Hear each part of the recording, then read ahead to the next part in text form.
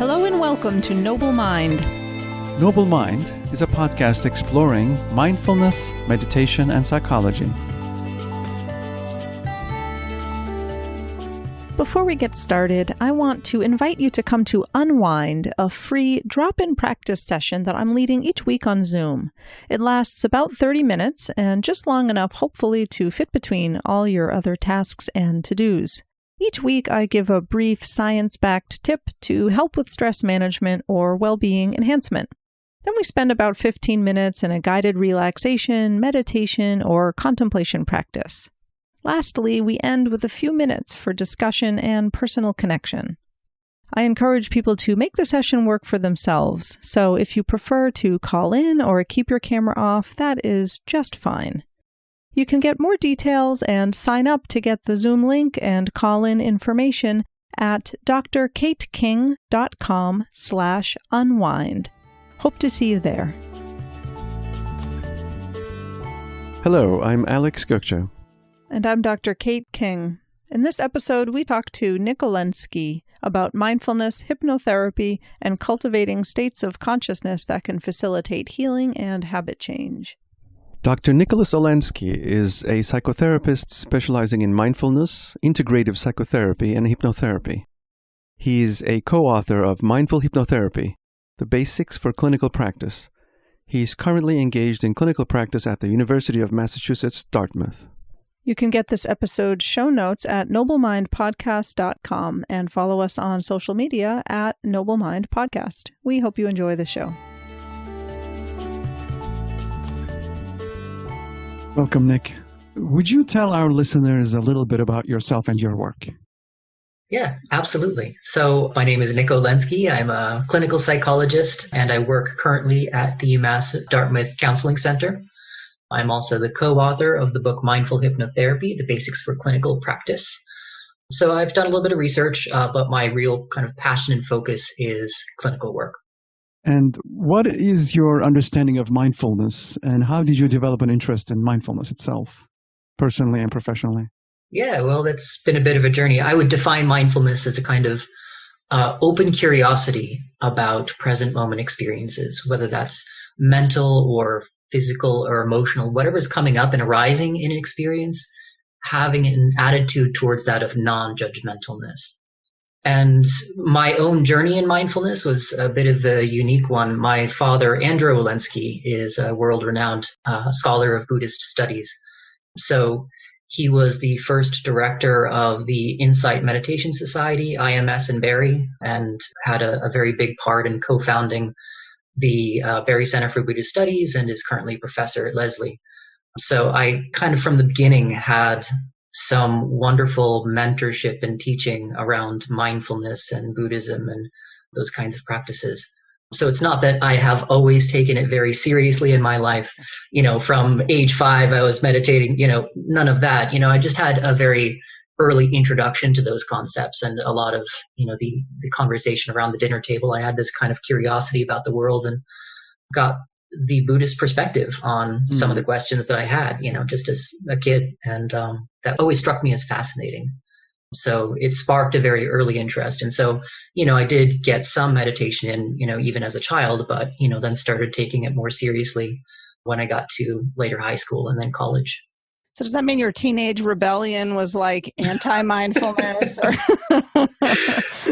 Not at all. I think that I kind of skipped the rebellious phase. Both of my parents are wonderful. And so it just kind of took out any need for rebellion in that case. Oh, that's nice to hear. I also noticed when you define mindfulness that you use the phrase open curiosity, which I think is nice because I think the sort of pat definition that sometimes gets tossed around, which I think maybe started with Kabat-Zinn, if I remember correctly, is the non-judgmental, present-focused awareness.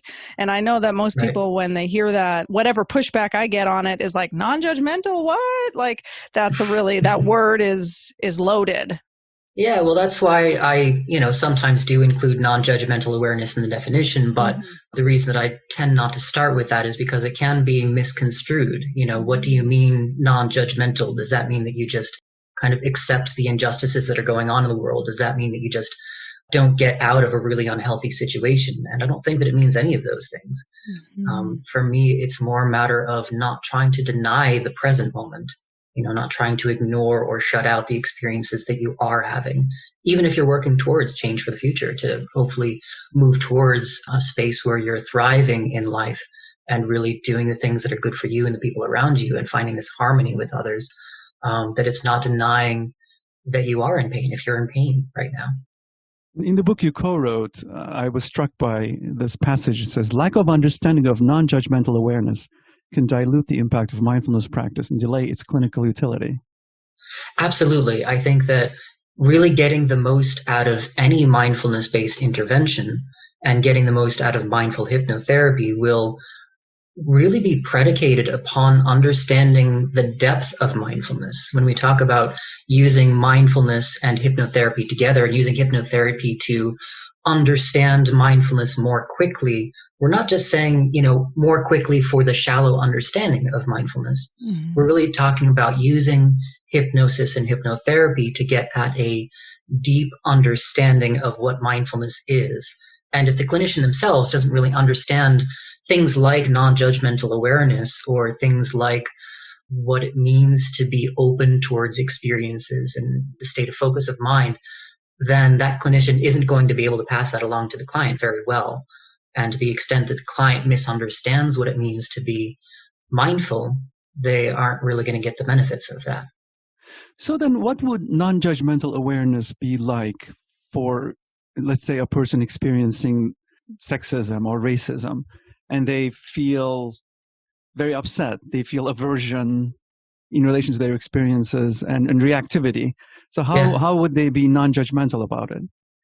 I think that it's a matter of meeting your experiences where they're at. So one example that I give to my clients at a college counseling center is that if you walk into a test, sometimes you walk into a test and you are feeling a sense of panic rise up inside of you, that you realize, oh man, I am unprepared for this test and I wish that I'd had more time to study. And if I'm feeling this sense of panic inside me, have this feeling of like, I am scared shitless right now, then, well, if I'm scared shitless, then I'm going to, look at this test and my mind's going to go blank. If my mind goes blank, then I'm going to fail the test. If I fail the test, I'm going to fail out of this class. I'm going to fail out of school. I'm going to be living on the street and nobody's going to love me.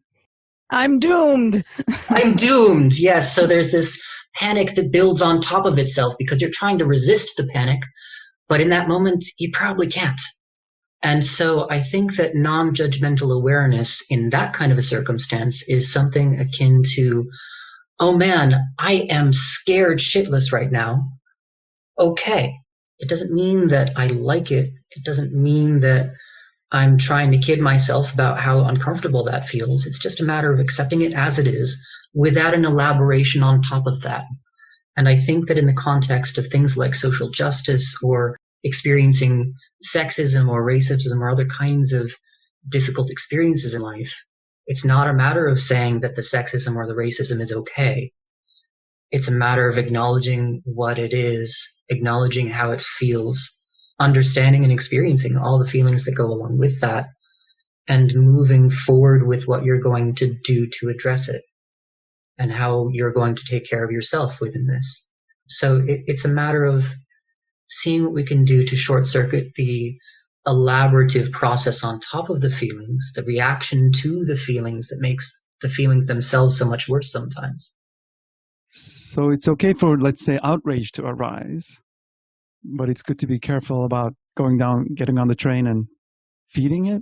Or yeah, I think so. Recognizing, the outrage for what it is and where it comes from, but not building on top of that outrage. I think that anger and fear and other kinds of difficult emotions I don't want to say that they can be addictive, but there's something that is transporting about them that takes us away from ourselves and feeds into itself rather than necessarily just being a signal that is enlightening for our consideration and, being a human experience, but not taking us away from ourselves. I think that it's at a certain point when you're fused with the negative emotions, you are no longer feeling anger or outrage. You are anger or outrage. Mm-hmm. And I think that mindfulness helps us to reclaim our sense of agency and identity within that process. That we are feeling angry, that we are feeling outraged. Beautiful. Yeah, I was just thinking, being mindful of the emotion of outrage. I actually think that would be a useful or important first step in getting yourself out of it. Because I think what might actually happen without mindfulness would be, oh my goodness, I'm being harmed, outrage, and then like denial or, some kind of other ineffective action, or something. Whereas just sort of owning it, accepting, here I am, I feel angry, I feel outraged, I'm being mistreated. That's the reality. What can I do? Then might make you more effective in how you choose to handle it. Absolutely. I couldn't agree more. And I think that mindfulness can help us to respond more wisely to the stuff that's going on. That sometimes, for example, somebody might sit down and feel like, oh man, there's this anger inside of me. I'm feeling so frustrated and irritable right now. And after the process of meditating for a while, the mind becomes a little bit more clear. And as you're able to notice the sensations that are going on without pushing them away and without clinging to them, there's this kind of clarity of mind that develops. And you might notice, okay, well, I thought that I was angry or frustrated. Turns out kind of hungry. That's what's going on. Or, that you'll be able to sift through your emotions and discover more clearly what those emotions are. And then you can respond to what might actually be causing those emotions with a greater degree of discernment. Including more vulnerable emotions that may be masked. Yeah, absolutely. That might be masked. Exactly. That if somebody's feeling very reactive, and they might try to push those feelings away or block them out or put them in a little box and forget about them, or put them in a little box and call it one unitary concept, where actually the emotion might be a lot more nuanced.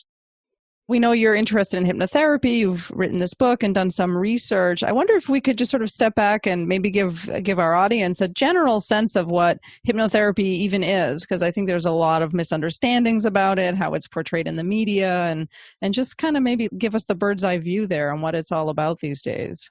Absolutely.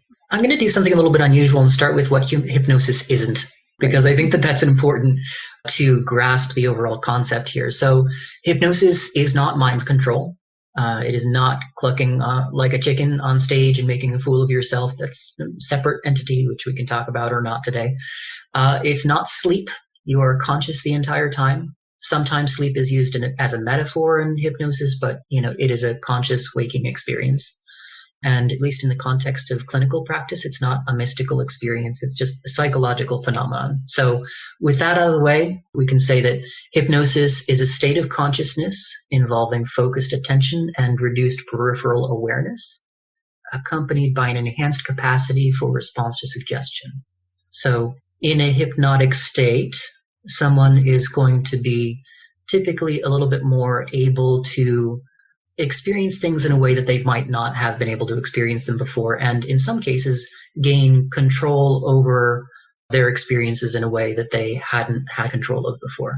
So people vary in their ability to experience this hypnotic state, just like some people are tall and some people are short. Some people are very able to experience a hypnotic trance or are highly hypnotizable or have a high hypnotic ability, and other people have a lower hypnotic ability. And most people are kind of in the middle-ish, that they can experience hypnosis to a certain extent. For example, somebody that is very high hypnotizable might be able to do something like undergo surgery without anesthetic and using only hypnosis for pain control. That's not something that I would recommend to the average person. Right. That seems like a pretty high-stakes situation to figure out. So nowadays, most anesthesiologists would prefer to hedge their bets and use the anesthetic, even if they use less for high hypnotizables. So can you go back to that definition and just give us one clause at a time? Because I feel like I had a question about one in the middle there, maybe. Yeah, absolutely. So hypnosis is a state of consciousness involving focused attention and reduced peripheral awareness. Yeah, that's the one where can we say a little more about what that is or isn't? Yeah, so reduced peripheral awareness. So this is similar to an experience where you're in the zone or a flow state, that you're not aware of things that don't have to do with what you're doing right now as much. Mm-hmm. So it's not like, if I was in a flow state and I was rock climbing or playing some music, if the fire alarm went off, yeah, I would notice that and I would attend to it. But it's not really at the forefront of my consciousness. And there might be a kind of single pointedness, if I could use that term, about the hypnotic state where the rest of the world kind of fades into the background. And I might in that moment only be aware of a hypnotherapist's voice or of my own internal experiences, but not a lot in addition to all of that. So the messiness and noisiness of the mind tends to quiet down into this kind of focused, not necessarily tunnel vision, but a focused experience where you're just kind of noticing a single thing or a couple of things. Okay, so I'll share a story. When I was a graduate student, we had a hypnotherapist come to school and give a talk in one of our classes, and they needed a volunteer to be hypnotized in class. Yeah. And I decided I'd do it.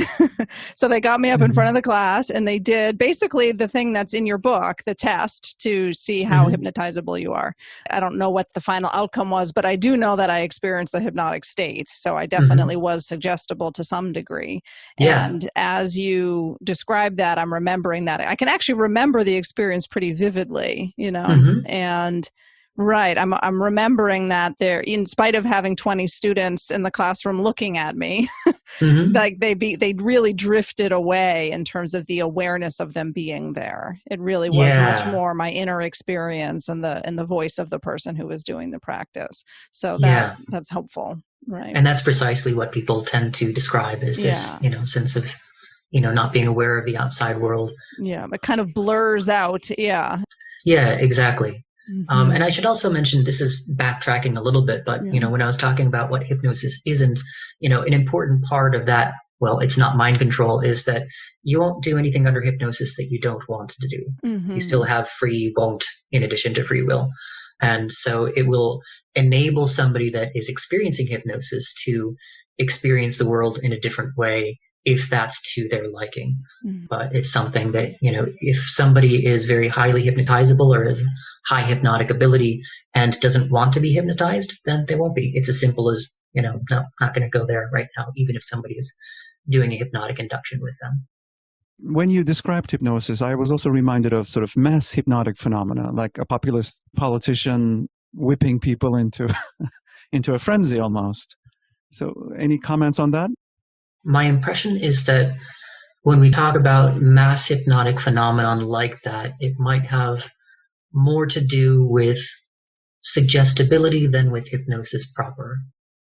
So I think there are other non-hypnotic phenomena that have to do with an altered state of consciousness or believability or getting brought into an experience like that. That said, hypnotic phenomena are a lot more common than people might think. Anytime that you are going to a movie, or used to go to a movie theater, and experience a kind of suspended disbelief where you're drawn into the movie, that's a kind of light hypnotic trance. And anytime that you're driving to a familiar place on autopilot and you got there and you don't really remember any of the time in between, it's not that you were asleep, it's just that the driving there was operating on unconscious level and kind of on autopilot, which is oftentimes how hypnosis feels, especially for people with a high hypnotic ability. Can feel like things are automatically unfolding and happening, even though it is them that's producing this phenomena.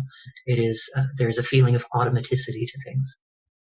I mean, in your book, you emphasize that hypnosis and hypnotherapy are directed toward empowering people to achieve their own personal goals, not mind control, as you Yes, said. very much so. So it's important to establish, well, what do you want out of this experience? And let's really be on the same page about that so that I can help you towards your goals. And as a hypnotherapist, I feel more like I'm in the role of a GPS, that we need to establish where we're going first. And if we do that and I understand well where you want to go as a client, then I can help to lead you there and point out some landmarks along the way. But all along the process, if you feel like I've misunderstood where you want to go, or if you change your mind, you can always just ignore a GPS and go your own way. So it's really more, we are in a guiding role, and the end goal is, not only for somebody to achieve their own goals, but to learn enough about the process that they don't need the GPS anymore. That, essentially all hypnosis is self-hypnosis insofar as it's an entirely voluntary process. But that becomes very much true when people take that role on for themselves and can guide themselves through a hypnotic trance and have the other side do awakening. When you describe this experience of driving and kind of getting there and not remembering the in-between maybe as much, I think that's listed on the dissociative experiences scale as a dissociative experience. Are these connected in some way that is understood? They are connected. Yeah, hypnosis is a dissociative experience, but there is a distinction made in hypnosis circles between, pathological dissociation that's really kind of divorcing you from something that's, healthy for you to experience, or as a coping mechanism for something really traumatic, versus a positive dissociation experience or a healthy one where, you can make a separation between conscious and unconscious experiencing and have that work to your benefit and work to your favor.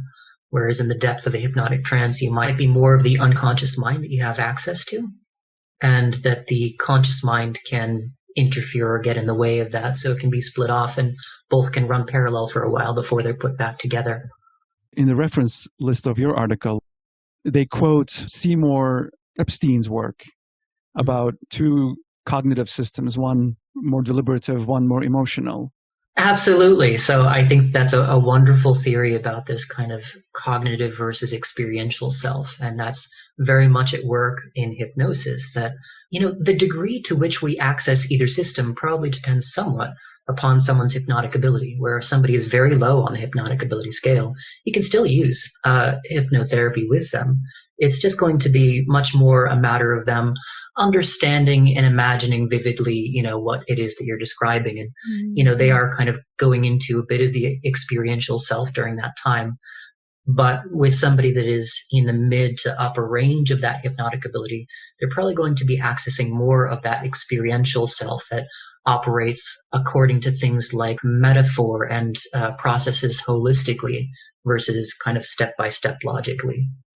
Going back to the question about how hypnotherapy is used kind of clinically these days. Hypnotherapy has a long history. It is thought of in terms of like a Western context for modern hypnotherapy, starting around the mid 1700s, 1800s, I believe, with Franz Mesmer. But it's really kind of evolved from that point.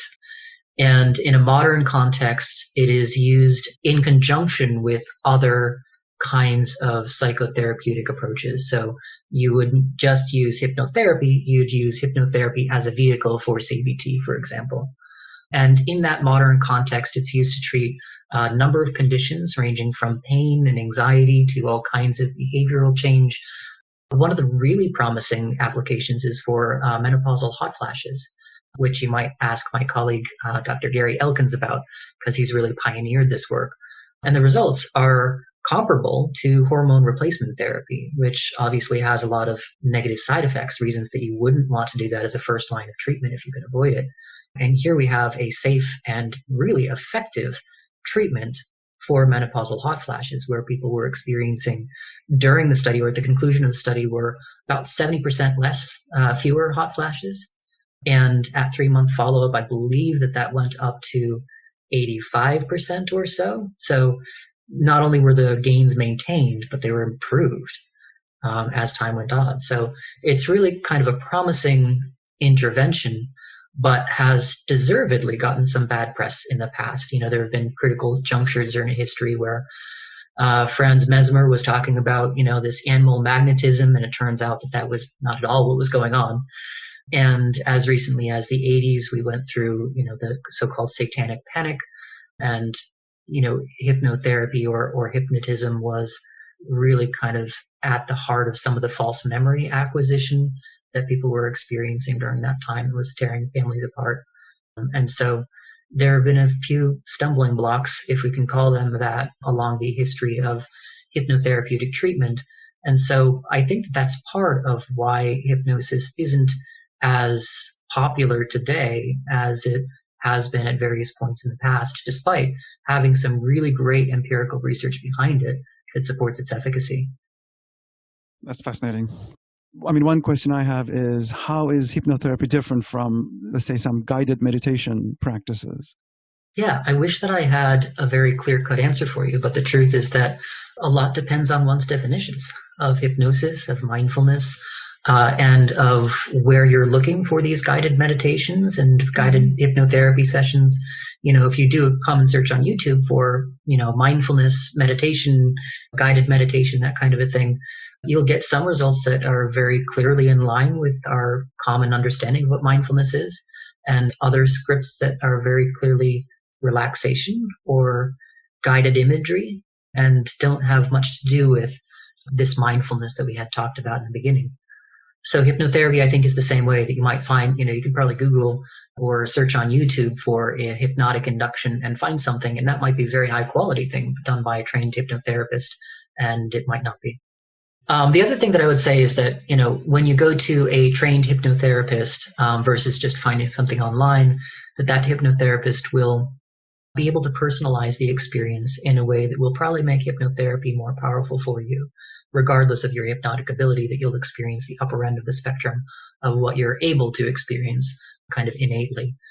So during a hypnotherapy session, I'm paying attention to physiological cues, for example. What is somebody's breathing like? And we have this concept of pacing and leading in hypnotherapy, where we're really kind of responding to where this client is at and how they respond best to hypnotic phenomena.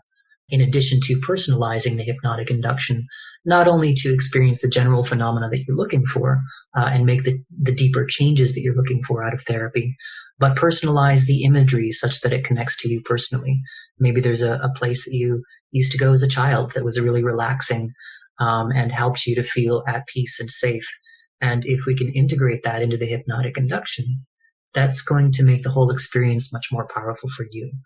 And that's the kind of thing that you're not going to get via the YouTube things, which, may be fantastic for other kinds of reasons. But those are some of the differences between hypnotherapy in person with somebody that's trained versus finding something that is very high quality online or something that's of variable quality online.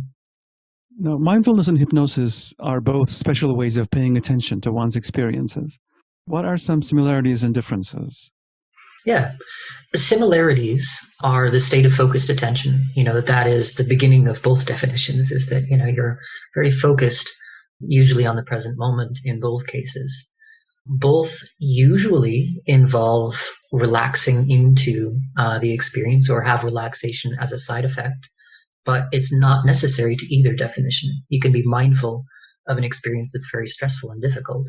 And if you're in the moment and experiencing that and open and curious, there's probably a certain degree, you're not very relaxed, even if you are at peace, if we can make a distinction between those two. Mm-hmm. And same thing with hypnosis. The most common hypnotic inductions, and I should probably define that term, hypnotic induction is a matter of the way that we get into a hypnotic state. So, the hypnotherapist guiding you through a certain set of experiences that will allow you to experience whatever degree of hypnotic trance that you're able to.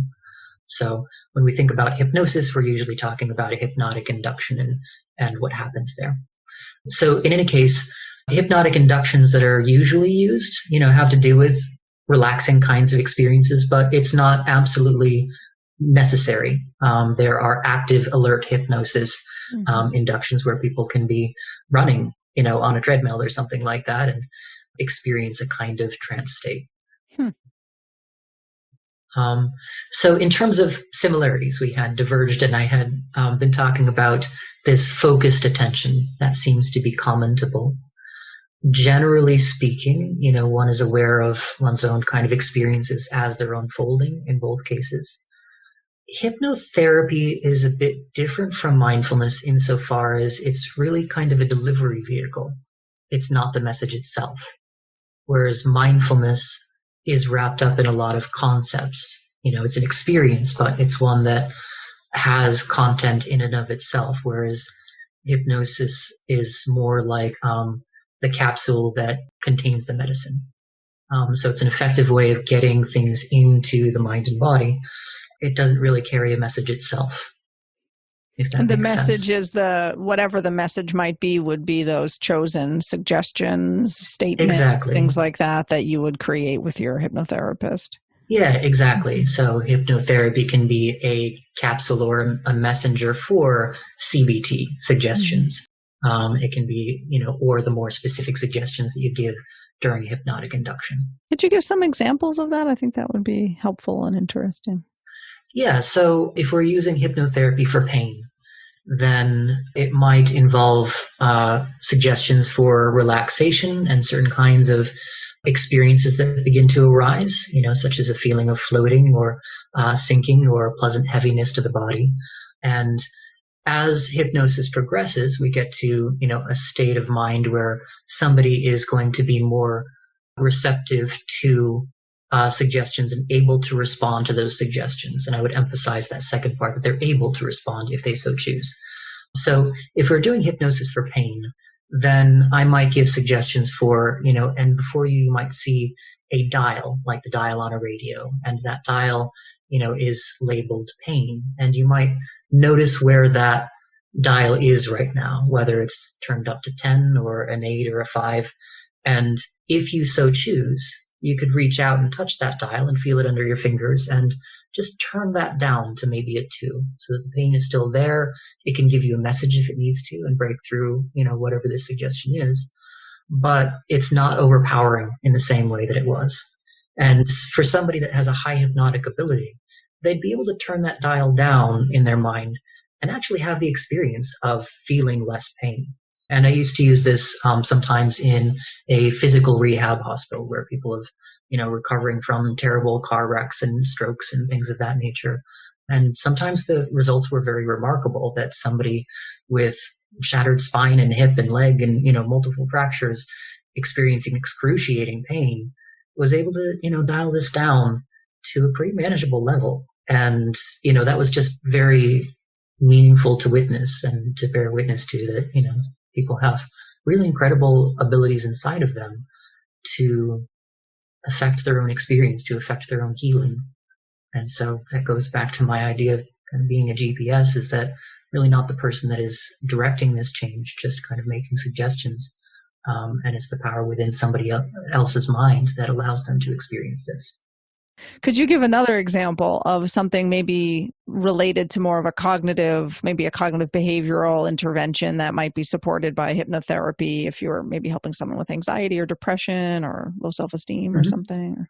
Yeah. So if I were to, do an intervention that is CBT based without hypnosis for social anxiety, for example, we might have been talking through the ways that thoughts affect behaviors and the way that retreating from a situation where you're feeling socially anxious can really reinforce that.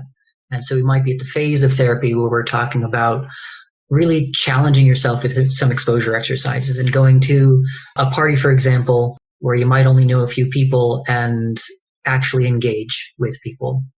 So the hypnotic adjunct to that might be having talked through the cognitive level of, understanding these principles of like, okay, so this next week, you're going to go to a party and, whether you feel anxious or not, you're going to stay for a few hours and talk to some people. That we might then follow that up in the second part of the session with a hypnotic induction where we get people, into a hypnotic trance and then give suggestions for not only being able to follow through with that homework and go to this party, but that they will do so with very little anxiety, and whatever anxiety they do have will be overcome. That it might be there in the background, but it's not the important part of what you're doing. We might give suggestions for you focusing on those good feelings that come from engaging with people, that come from connecting.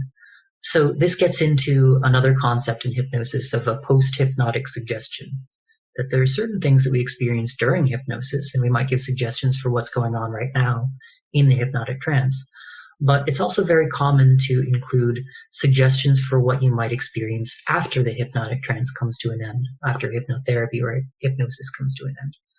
And folks that are on the high hypnotic ability side of the spectrum will feel those things happen automatically, that they don't really have to try to go to the party and engage. It'll just kind of feel like the right thing to do, if that is in line with their principles and goals and values again. So this isn't something that's happening according to mind control. It's according to what they're able to tell themselves to do. And somebody that is on the lower end of the hypnotic ability spectrum, will probably go about their day as they would if hypnosis wasn't a part of that. And when it comes time to deciding to go to this party and engage with the exposure homework, they might tell themselves, well, I know that it's this thing that I'm supposed to do according to this, this treatment that I'm receiving, and that will help me to get past this and feel more comfortable in social situations. So I'm going to go. So the feeling of automaticity might be different between high hypnotizables and low hypnotizables, but it works according to similar principles. So then almost like the result of the cognitive restructuring worksheet would be used as a suggestion, as a hypnotic suggestion? Exactly. So the kinds of changes that we are suggesting behaviorally without hypnosis would be just kind of enhanced by the hypnotic treatment. And likewise, we might give suggestions for the lessons of the cognitive change that we are trying to affect, might be able to sink a little bit more deeply during a hypnotic trance, that you might feel more and more confident in yourself, that you might notice that you have rights just like everybody else has rights, if we're talking about assertiveness training. So these kinds of things can be just told directly to a client during hypnosis, and they can sink in more deeply. I can see how that would be very precious. It can be hard to really internalize those new thoughts or those new beliefs when they go so much against, everything you've lived so far and all your interpretations of the world so far. So this sounds like the hypnotherapy really creates that sort of space where you can take that in more deeply, that new perspective. It does. And so typically this wouldn't, be a change that you effect on the first session with every single client, and it's not like it bypasses all resistance, but if somebody is getting to the place that they're able to start making those changes, it creates more fertile ground for those suggestions and those changes cognitively to take place. Right. I can think of examples of people who they know the new thought or the new belief is actually more accurate or more helpful, pragmatically speaking, but it's still hard to bring it into actions. Right. People that are in the process of shedding that old self and those old ideas and are really ready for this change might be, wonderful time to allow those changes to settle in more deeply using hypnosis. I'm reminded of a quote I saw by Lawrence Sugarman, who said, hypnosis is a skill we can use to help us change our mind. Yes. And perhaps, so then it's also connected with habit change, presumably, or it can help? Yes, I think that it can help, absolutely. It can help in any number of ways. For some people, it helps in terms of helping different behaviors to emerge as though automatically. And for other people, it might be just an easy way to help themselves remember to affect on purpose a different habit than the one they're used to, that they might have a feeling like, oh, I caught myself about to do this thing, and now I can choose to do something else. So you've been involved in some research, building bridges between mindfulness and hypnotherapy, also co-authored a book on the topic, and really exploring this realm of mindful hypnotherapy.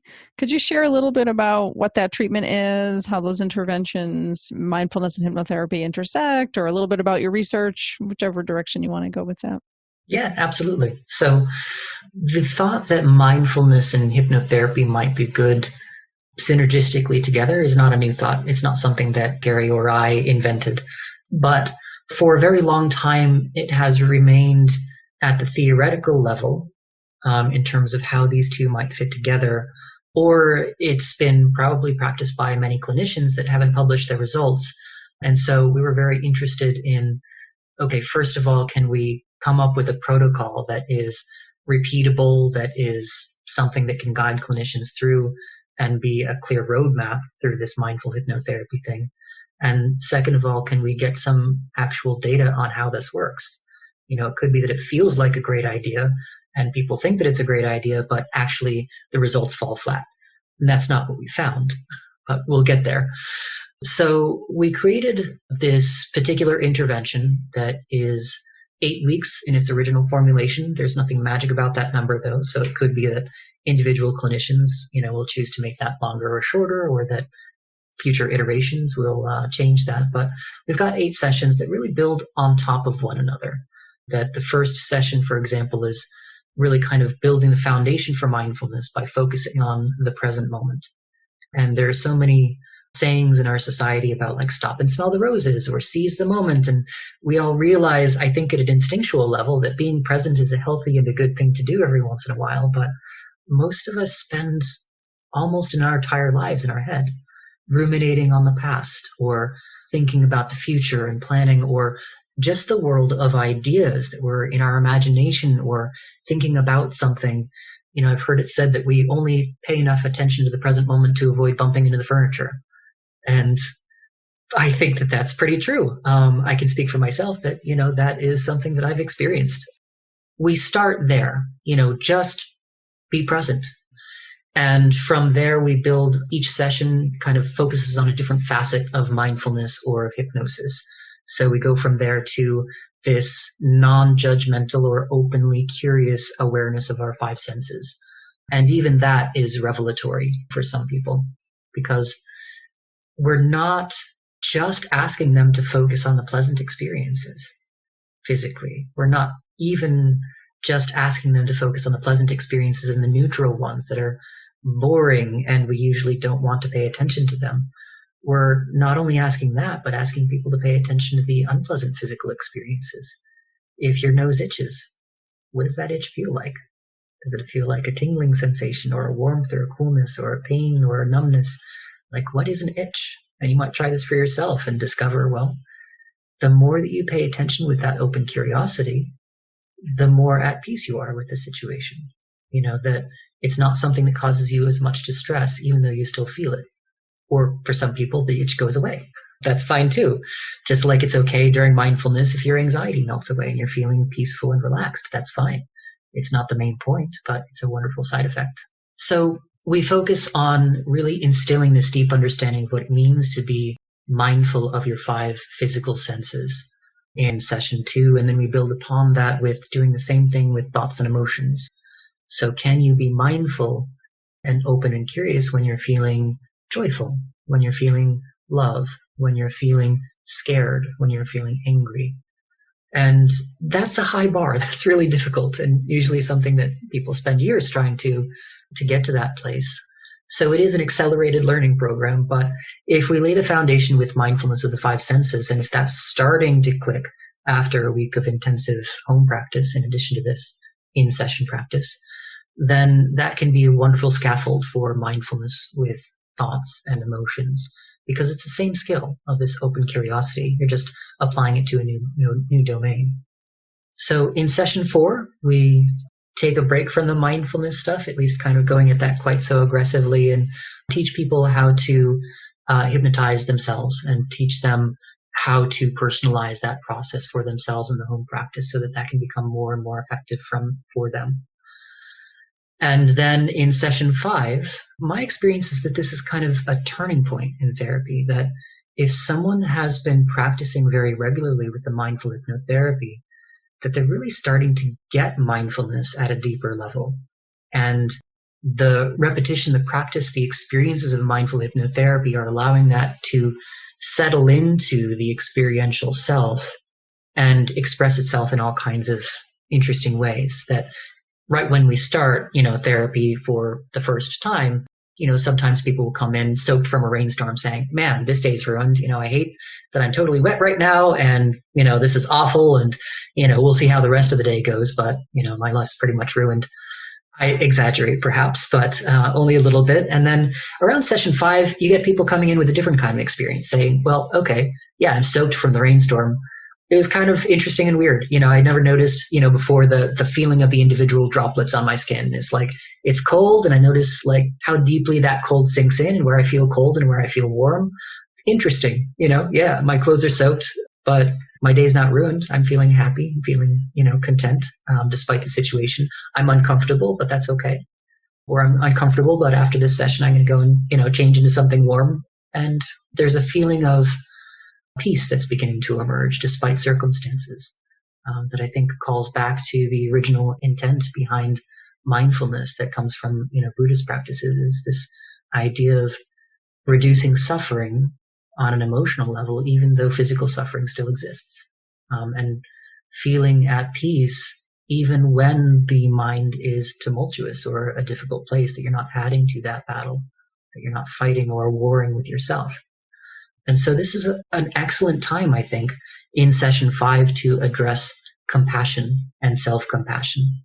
That if introduced too early, people might come at those ideas from a a sense of what they should be feeling towards themselves or shouldn't be feeling towards themselves. And these ideas of, is it okay to be self-compassionate are so ingrained that they're difficult to work with at the very beginning at a very deep level.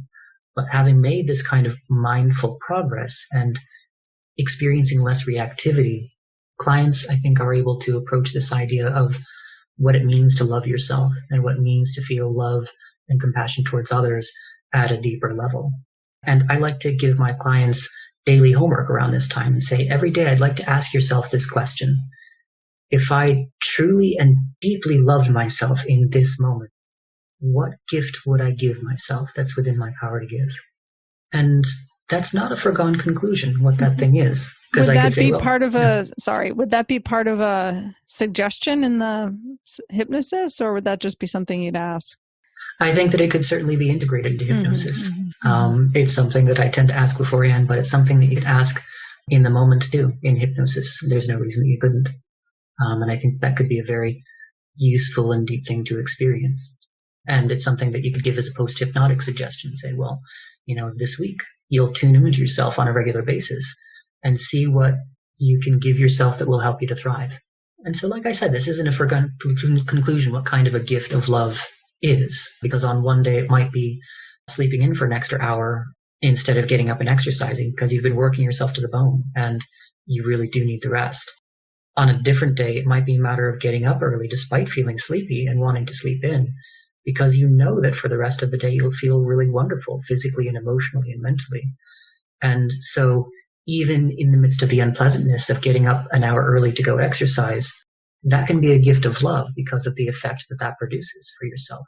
So I try to encourage people not to use that kind of an idea to co-opt self-compassion, say, well, I'm going to be self-compassionate by, working myself to the bone because 10 years from now it's going to pay off.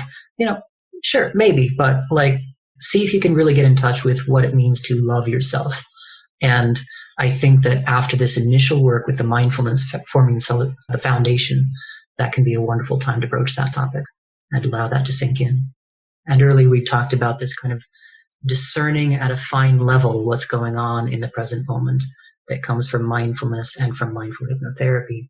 Well, this is a great way to get in tune with that, really noticing, first of all, what's happening in your experiences, and then using that knowledge for your betterment and the betterment of the people around you. And in your book, you write that mindful hypnotherapy draws liberally from third wave cognitive behavioral approaches like mindfulness-based stress reduction, dialectical behavior therapy, and acceptance and commitment therapy. And also, one of your sessions is about values clarification, in fact. Yes, very much so. And so we do, after kind of building this initial structure of present moment focus, mindfulness of the five senses, mindfulness of thoughts and emotions, compassion, then we build on top of that by really getting at, well, what are your values? Where does your sense of meaning in life come from? And how does that match up with how you've been living your life so far? Is there something of the lessons that you've learned so far in mindfulness and mindful hypnotherapy that will allow you to pursue these goals with greater ardor, with living in accordance with your own values, with your own sense of meaning? And we tried to structure it that way so that, now any of the obstacles to pursuing your passion, to pursuing your sense of meaning or values are, at least in theory, cleared out of the way. That if you would like to, spend more time playing with your kids, but, this chronic pain condition is getting in the way, well, if you won't be injured by doing that thing, then maybe you can tolerate the physical distress a little bit more easily now and pursue that valued action. If you would like to go out and make new friends and be social, but you're held back because of some agoraphobia, maybe you can tolerate the emotional distress of that more. If you would like to pursue your values, but you're held back because deep down you're not really sure that you deserve it, you don't deserve to be happy, maybe now, having addressed that self-compassion, we can move forward with those values. So session 6 really focuses on clarifying what those values are for each individual and helping them to understand how to use mindful hypnotherapy to approach those goals. There were some really great results in the study that you've published on this, on a variety of different outcomes, including depression and hopelessness, anxiety and anger. It's nice to see one intervention that helps all of that. Yes, and there's more that we didn't publish that we did study, involved in that. So maybe in a future paper we'll write those results up. But like you named, we studied this intervention with a relatively small cohort of college students. But what we did find was that, mindfulness went way up. It was a large effect size, and all of these were large effect sizes, which is wonderful to see. So we saw mindfulness go up, stress plummeted, distress overall went down, and the subscales of distress that we measured were things like you mentioned, depression, hopelessness, anxiety, anger. All of these things went down. So people were increasing their sense of well-being and reducing their sense of distress in life. And the other things that we measured but didn't make into this particular publication were things like self-compassion, spiritual experiences, and sense of meaning. And all of those changed by a significant degree, and they were all large effect sizes. So really, this is not a cure-all. It's not a panacea, but it does seem to have relatively global consequences for well-being, even beyond the specific intervention for stress or anxiety. So I have one more question. I'm wondering about self-hypnosis versus working with a hypnotherapist. It's a good question. I think that if we're talking about using this for clinical benefit, then that would be a case where you would be best served by consulting a hypnotherapist first before engaging in hypnotherapy, just because they will be able to not only personalize the experience, but give you some sense of whether this is an intervention that's likely to be beneficial for you. Some people, not only are low hypnotizable, but have other conditions that might interfere with their ability to experience hypnosis. It's typically not used for things like psychosis or borderline personality disorder, for example. So there are certain things that, we tend to steer people towards other effective treatments rather than hypnotherapy. If we're talking about using hypnotherapy to relax or, enhance your life, then, it could be that there's some less than clinical intervention that would be effective for you. But it's never a bad idea to at least consult, a trained professional to see like, hey, would it be safe and effective for me to pursue this using, the audio tapes that I've got? Or would this be better dealt with through clinical situation? It does seem like having a hypnotherapist also really helps you customize in such a wonderful way that it would be a missed opportunity. Yeah, exactly. Mm-hmm. And, I think that it's also similar in some sense, not every sense, but it's similar in some ways to learning mindfulness for the first time. It's nice to have a mindfulness teacher. You could probably learn it from a book and walk your own way through it, but it's so much easier and better to get the deep wisdom of somebody that has been doing it for a long time and can help you along your own path. Even if then, you pursue this on your own practice. Where can people find you and find out about your work or research or learn more about hypnotherapy in general? Yes, well, there are a few good resources for learning more about hypnotherapy in general. There's some wonderful books out there if people are just kind of curious. For clinicians, there are a number of societies that meet to talk about hypnotherapy and give continued education and training. There is the Society for Clinical and Experimental Hypnosis. There's the American Society for Hypnosis. There is the International Society for Hypnosis. So there's all kinds of professional organizations to get additional training. For people that are interested in getting in touch with me, my email is nicholas.olendzki@gmail.com. Last name is spelled Olendzki. And so people can feel free to reach out there. And for those that are interested in the book, it's more geared towards clinicians than towards clients. But for those interested, you can pick up the book, Mindful Hypnotherapy, The Basics for Clinical Practice by myself and Dr. Gary Elkins. Fabulous. This has been so great. Thanks so much for your time today, Nick. Thank you. It's a pleasure being here. Very good to meet you. Thanks for listening today. If you enjoyed this episode, we hope you'll hit subscribe, leave us a great rating or review, and spread the word. You can also go to noblemindpodcast.com to join our email list. You'll get a weekly behind-the-scenes message, news, announcements, and other special goodies we come up with just for you. Thanks for listening, and bye for now.